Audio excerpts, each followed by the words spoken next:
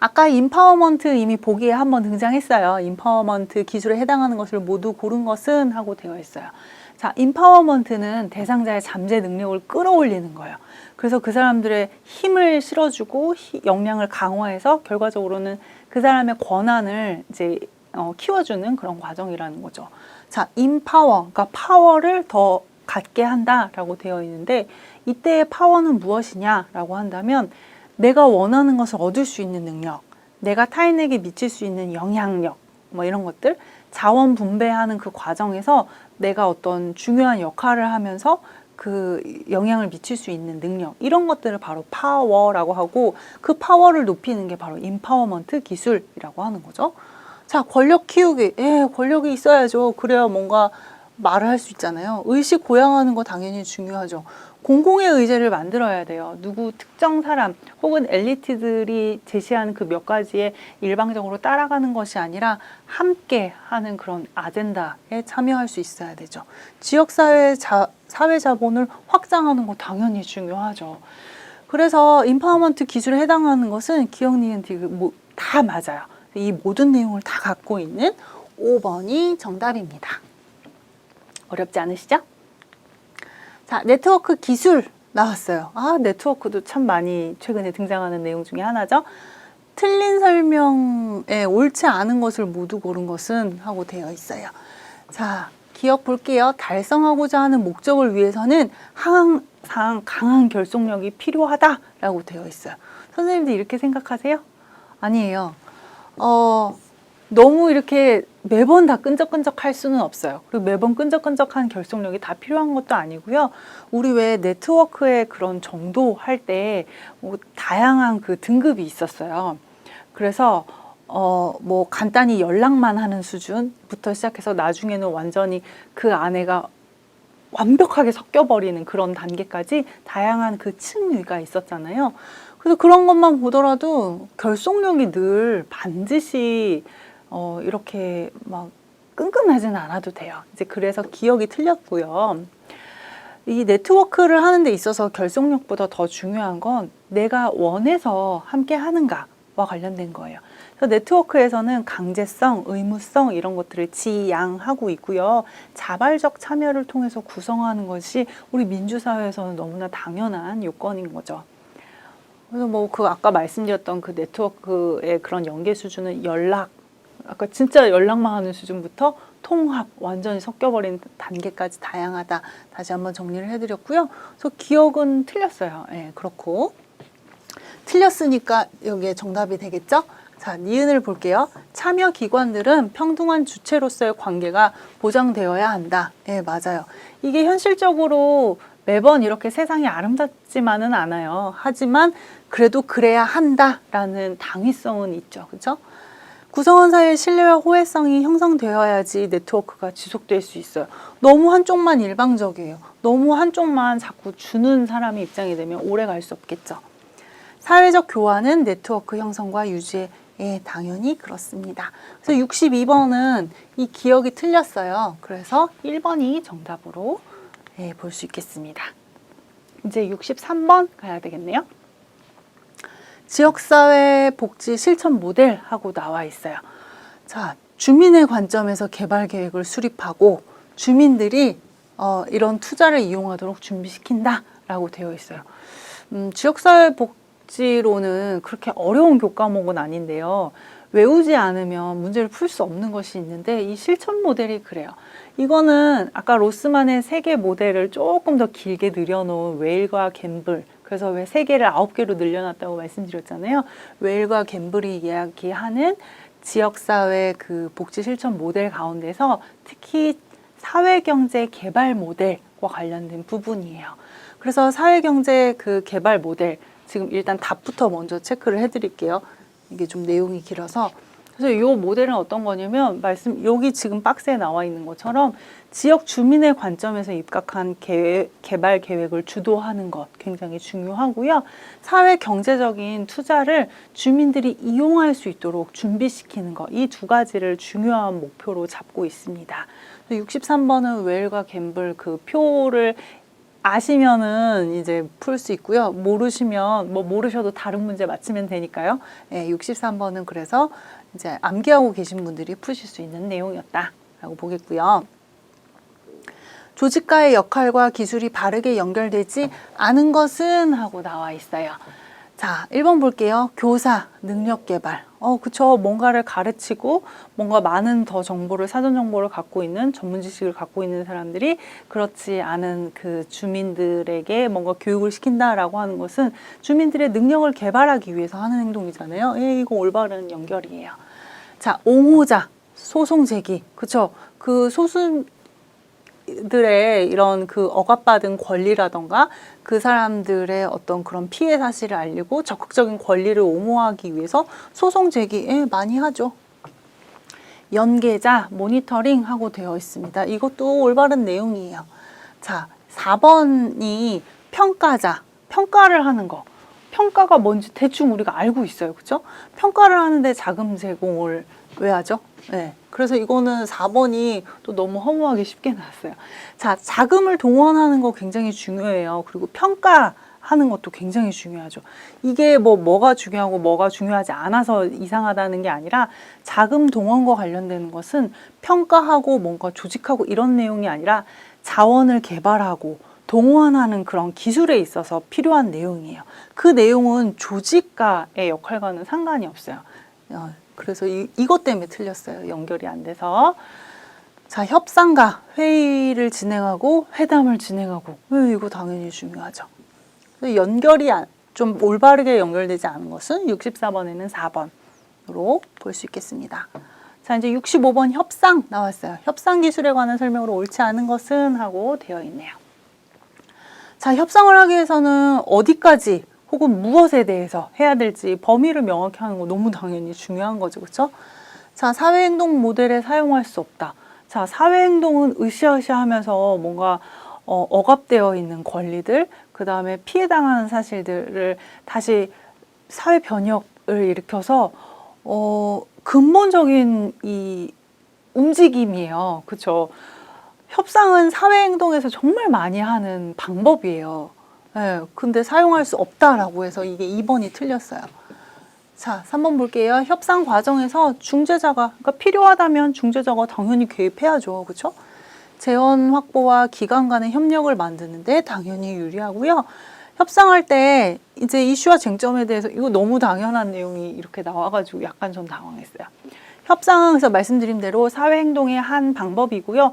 양보와 타협의 이 완급 조절하는 거 굉장히 중요해요. 한쪽에서 잘 일어났다고 너무 내가 100을 먹고 상대방은 0 해서 이렇게 루저로 만드는 거 이거는 올바른 사실 협상은 아니죠. 그래서 협상에는 완급 조절이 굉장히 중요하다 하는 부분 정리를 해보았고요. 자, 66번 갈게요. 다음 사례에 해당하는 사회복지사의 역할이 아닌 것은 사회복지사 역할도 항상 기출에 나오는 내용 중에 하나죠. 자, 어떤 A 사회복지관에서는 또 사례가 나왔네요. 클라이언트의 노후화된 주택을 보수하기 위해서 다양한 자원을 활용한 이런 서비스를 제공하려고 한다라고 되어 있어요. 그러면 이런 많은 것들을 하려면 일련의 서비스 과정을 관리를 해야 돼요. 그죠? 그렇다면 관리자의 역할 당연히 첫 번째 나오고요. 2번 후보자.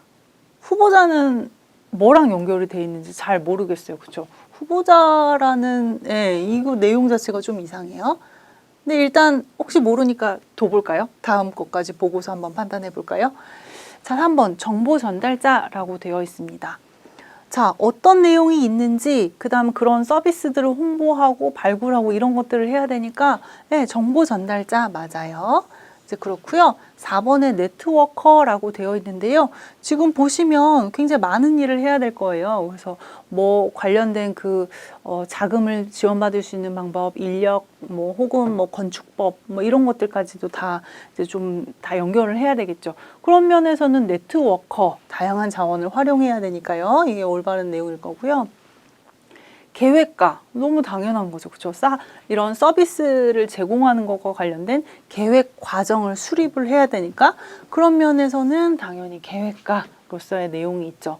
그래서 우리 교재에서도 예전에 정리를 해드렸는데 어떤 제반 여건에 대해서 이제 면밀히 우리가 있는 거 없는 거 이런 파악하는 내용도 중요한데 뭐 철학적인 측면 예를 들면 일을 하다 보면 주객이 전도되는 상황이 분명히 있어요. 이제 그런 부분에 대해서 항상 의심하는 거 결국은 이게 이 사람들을 위해서 하는 건데 이게 지금 맞추어져서 잘 가고 있는지 이런 것들을 하는 것들도 다 계획 과정에서 들어가는 내용이죠. 66번은 후보자라고 하는 좀 엉뚱한 단어가 나왔어요. 66번도 쉽게 풀으셨을 것으로 제가 생각이 됩니다. 자, 67번 지방자치 발달이 지역사회 복지에 미치는 영향이 아닌 것은 하고 되어 있어요. 선생님들 우리 그 교재에서요.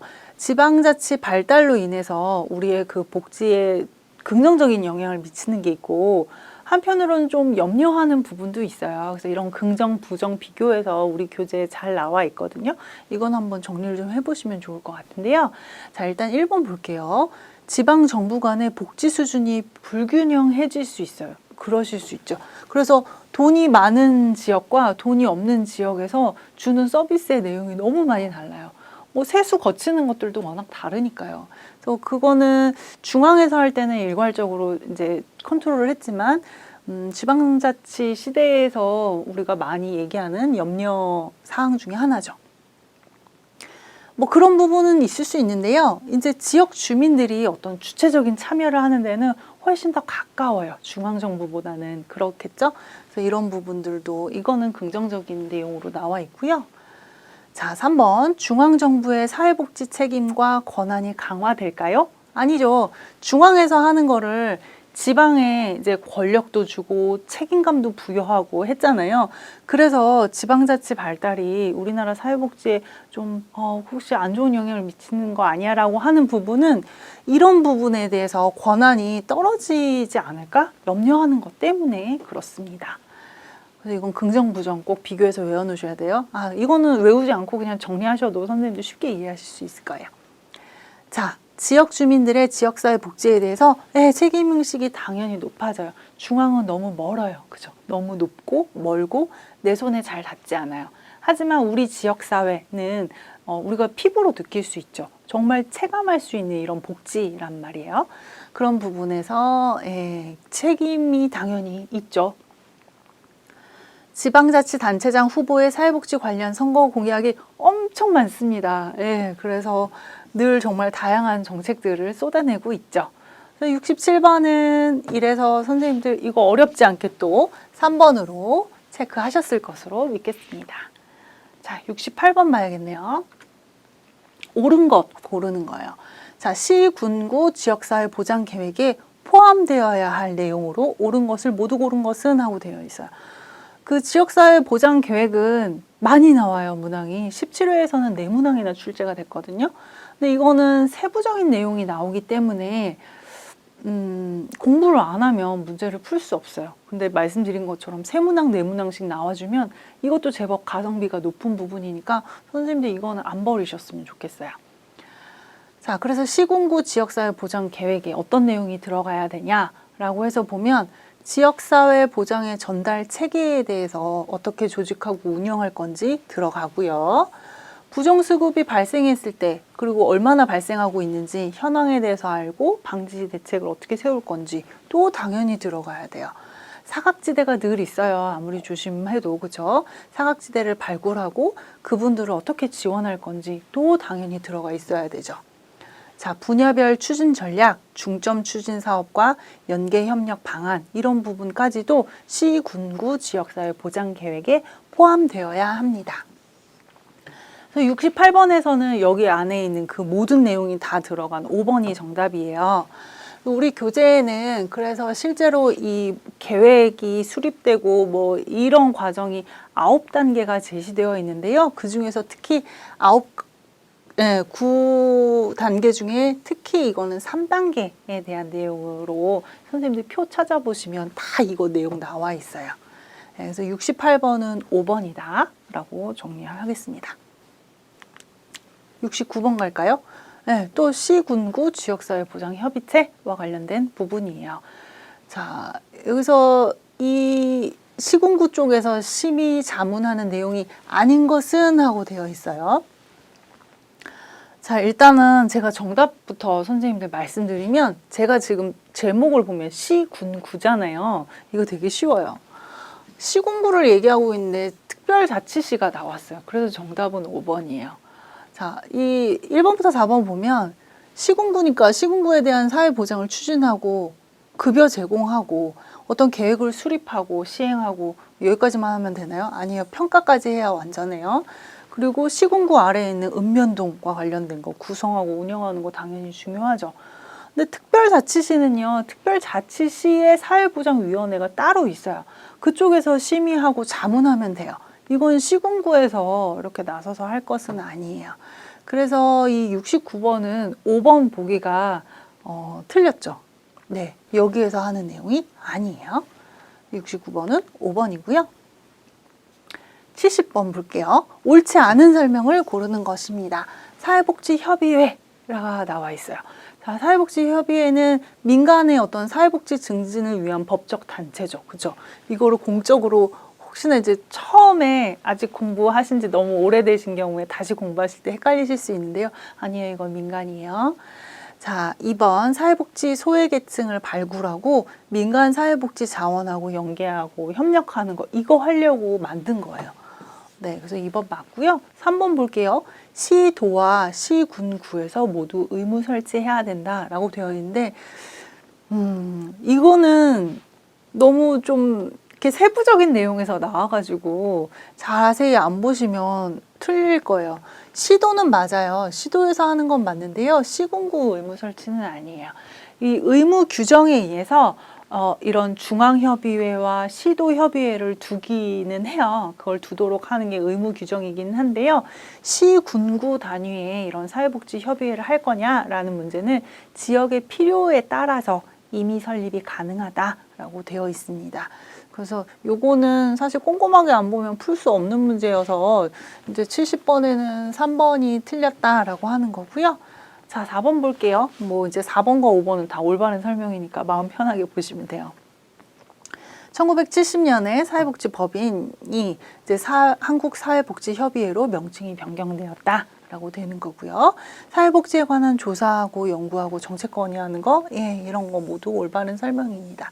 사회복지협의회도 보통 한 문항 정도 자주 등장을 하죠. 이제 71번으로 넘어갈 건데요. 사회복지 전담 공무원과 관련된 질문이 나왔습니다. 옳지 않은 것은 하고 고르라고 되어 있어요. 이것도 이따금 문항에 잘 나오죠. 그죠? 한번 볼게요.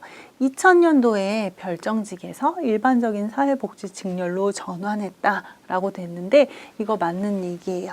그러니까 이 지침이 2000년도에 이렇게 했으니까 실제적으로 지침이 마련된 거는 1999년이겠죠? 바로 전년도에 이 지침을 마련하고요.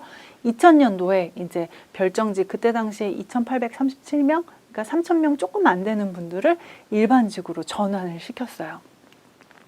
사회복지 전담 공무원은 공공부조, 그 다음에 사회 서비스와 관련된 업무를 담당하시죠.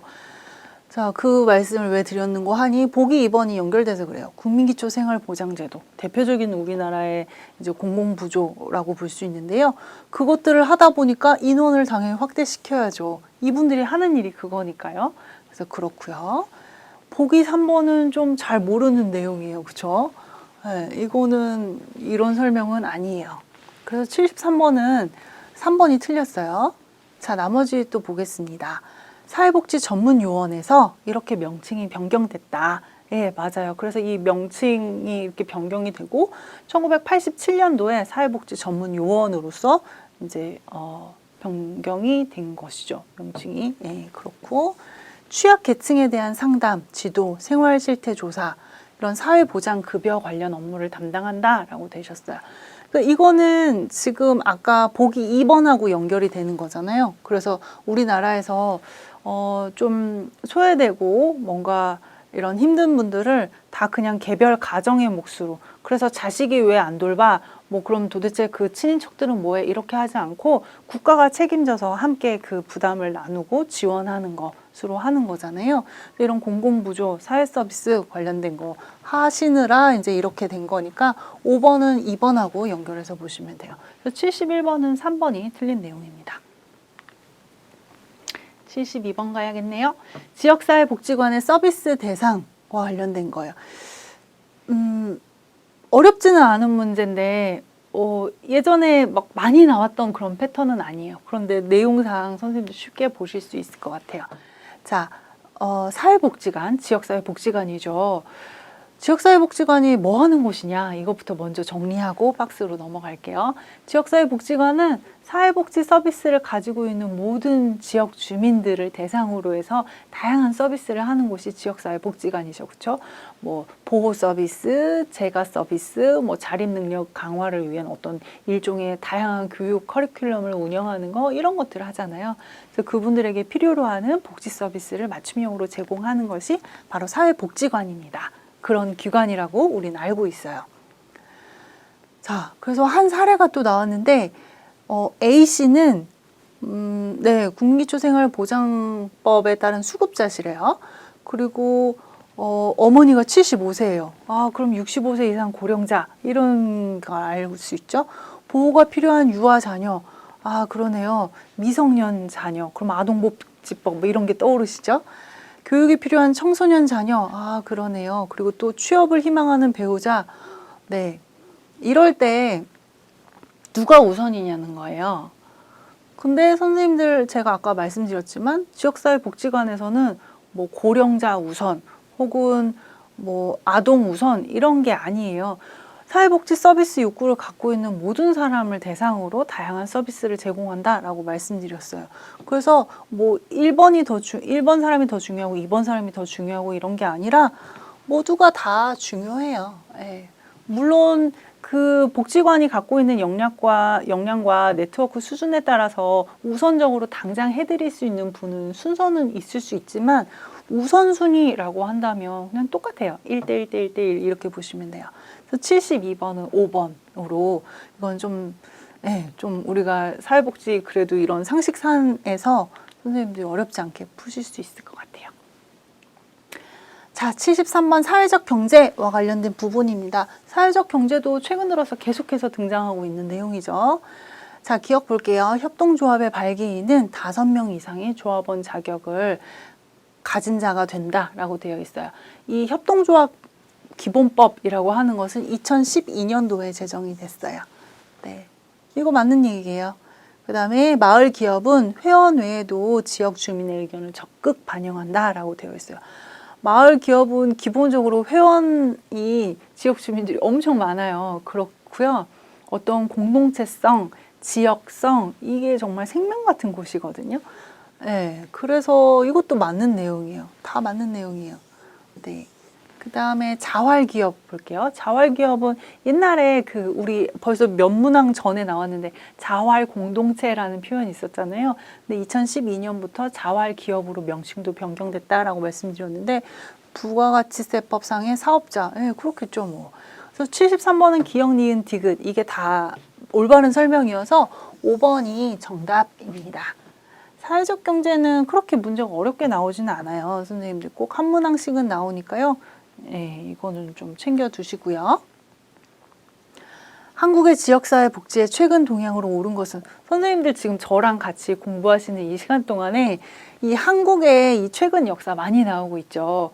올해는 정말 특이하게 독일인이, 미국인이, 일본인이, 영국인이, 이게 지금 외국 사례가 하나도 나오지 않았어요. 올해는 더 그렇게 좀 특이하게 나왔더라고요. 그리고 한국계 조금 더 계속해서 비중이 높아지고 있으니까요. 한국 내용은 무조건 더 잘 정리를 해 놓으셔야 돼요. 볼게요. 자, 기억. 중앙정부의 사회서비스원 운영하고 되어 있어요. 선생님들 이거 인터넷 한번 검색해 보시면은요. 서울시는 서울시 사회서비스원 운영하고 있고요. 대구는 대구시 사회서비스원, 이렇게 해서 시도 단위로 설치되고 있는 거 아실 수 있어요. 중앙이 아니라요.